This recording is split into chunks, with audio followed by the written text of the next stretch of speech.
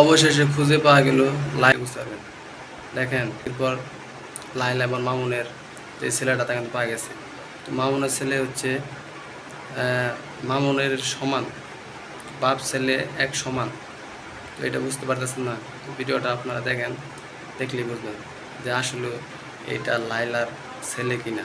তো সেটা হচ্ছে যে আগের দিকে ছেলে যে বিয়েটা হয়েছিল মেজর সাথে, সেই ছেলে হচ্ছে এইটা। তো ভিডিওটা আপনারা দেখেন কি বলে লাইলার ছেলে। জানেন, অনেকগুলো ঈদ বাবা মাকে ছাড়া করেছি, আর এই ঈদটাও যে বাবা মাকে ছাড়া করতে হবে সেটা ভেবে খুবই খারাপ লাগছে। অনেকে আমার পরিচয়টা মেনে নিতে পারছেন না। তাদেরকে বলবো তারা আমার ফেসবুক থেকে ফটো ডাউনলোড করে পাবনায় গিয়ে ডিএনএ টেস্ট করান, দেখবেন আমি লাইলার ছেলে।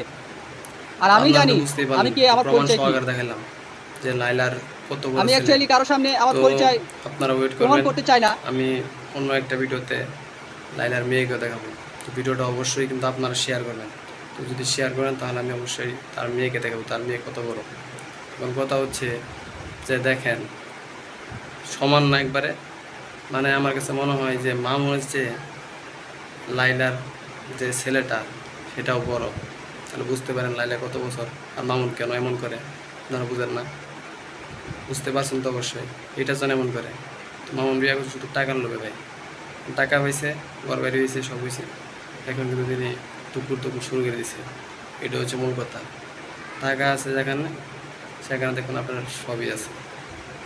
তো বেশি কথা বললাম না, আজকে এতটুকু দেখালাম। অন্য কোনো সময় আবার অন্য একটি ভিডিও নিয়ে হাজির হব ইনশাল্লাহ।